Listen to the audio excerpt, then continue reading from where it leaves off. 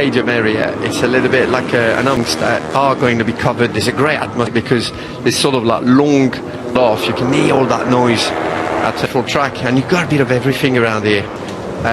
Hill as well. How steep this is about 12 into the last fast and flowing chicane. I just really enjoy. A few places, even with superfast, got to be smooth. You've got to carry that corner speed. But it is one of the widest circuits. The track, there's often a few different lines that you can take. Yeah, and they offer opportunities to 3 and 4. You can sort of, and they might be able to get. And then when you get this curve back into turn 4, you're going to exit and be able to line you up for turn 5. So this in the races, there's usually MLAV grid racing. Mostly for Balaton. In Balaton, it was more like Balaton stopped KTM bikes. But we know that the Honda, hopefully they can get back in the front group. Yeah, only Gorman.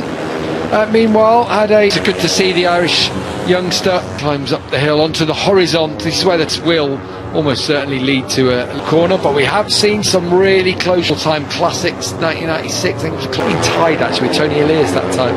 Valentino 2006, yeah. Seen Marco Bezzecchi having a good battle here. In those previous 8 rounds, including Hungary, 5 Grand Prix victories. He with Adrian Fernandez third in the championship, third place. Just ridiculous, isn't it? It just shows you our strength. Every single week, harder for him there, and obviously we know he as well. And he was not happy after wet in Le Mans. In just so strong. He's just all that talent and that raw time season now, just really dominate. Special ones, that visions making very few mistakes. Yes, but of other people in the picture, aren't there? There's a lot of, well, being the year the big switch is happening, and Pirelli the leap from Moto3 up to MotoGP, or was it a bit too soon? You got that raw talent and keen, because obviously that's where they want to be. So they would definitely be keen. If you're it depends what kind of manager. If you're Marini, who was on pole here last year, and 7, there we are in the stadium. Is that out of 7 stadium? You crash on the entry to 7. Yeah, mistake to make, but. When all the controversy unfolded, with take on it from afar, seeing what's happened, their results from the first 6 races, they've had 2 tampering with the seals, on still racing. Well, fast, haven't they? And we know they do a lot, but historically, looking into those engines for no reason. Well, it's Honda who've really gone, look, there's something not quite right here. But they've appealed it. Yeah, they've appealed it. If they appealed it, you're going to have both of them. But with the lawyer to a world of they're going to look at technicalities, trying to get away. Things were done, how the controls were made, who, and if the procedures were not, because they think they got a chance of, reputations a little bit. But yeah, it's not. Scott Ogden, we just saw on screen, coming out with an 11th. Again, Cormac actually season back at Balaton Park. Max Quiles from Marco Max that Joel comes into his own on that first Grand Prix back in the mix. You've seen David Almanza, you might have spotted Mark the information on the Sunday. Munoz, the team are telling us that it was a horrible crash. He was riding, I mean, when you look, it's the end of the race. I mean, this like that, when you come out the corner, it's guess what? You're the one going down. Yeah, and that's bad. But it could have been. Yeah, he had his femur. He had infection in. Not worst. I'm sure there's much in your body to break, because you can't set organs that are in that region. You're very susceptible. Usually, yeah. So yeah, after going on femur, I got infected where you had to. So yeah, that's a shame, because a strong season again. But yeah. You hope so, and you just don't want him to rush injuries. And gained one last year for David Munoz, and at some point, since the start of the year, incredible. In the championship, that's on entry into the before.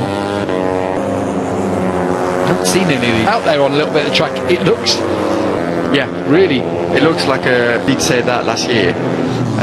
You usually get very high abrasion.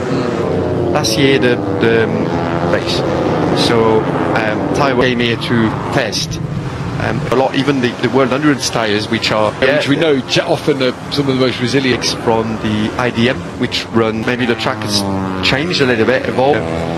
Something to keep an eye on. Used to always, or usually likes quite a flow.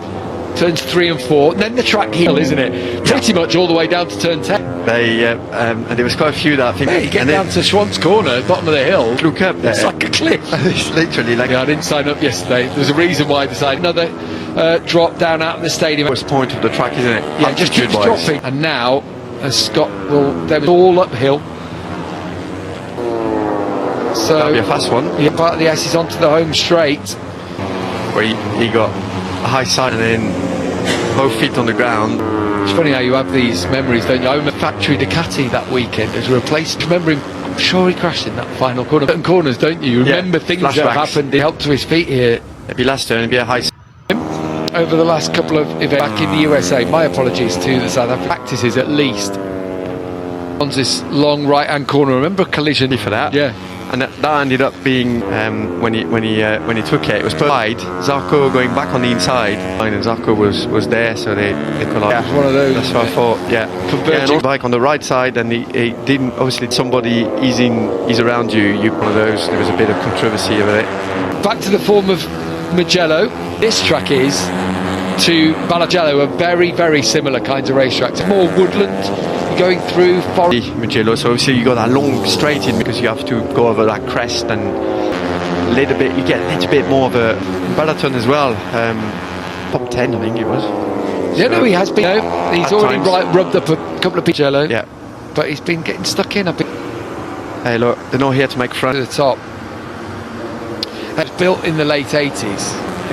Looks really cool. Is that? Obviously they raced here from the 60s on lots of bits. I drove on the track back down to the city. Did they build this sort of? Stopped racing in the late 70s. 77 would race around it till about 1980. So they still would have a Grand Prix here, as it was back then, and they would still have mass Central Europe to it. And then they right next to where the Down the road, yeah, exactly. Yeah. So you know, with this place, they but come to Brno. Some of these places, Don't mention Phillip Islands. in it, World Superbikes is I think their best rounds. I mean, the World Superbike, great weather. We used to go there 3 weeks on the island and then race anyway. So that's Decent gone. crowds. A lot of people go for in Melbourne, and it's like a sort of race week. People go for. It was literally the massive. Still is the only non-European From 2027. going to the Bend, which is the South Australia track. But so the Adelaide and Australia track. so the Adelaide and he took both races from Victoria, the city centre in that park, and we'll call it a good track. Yeah, I've looks heard like it's from all right. Jack Miller. Yeah, it's a shame. It's a real shame. We love the Adelaide track when we go down to. Looks look like what's what's going on there? Man, a lot of money to make that work. Yeah, Bob Barnard, who's been out and he's not or whatever, and isn't being involved in the remodelling of it down there. But yeah, clearly, well, how should we call it? So anyway, they'll. It's not Phillip Island.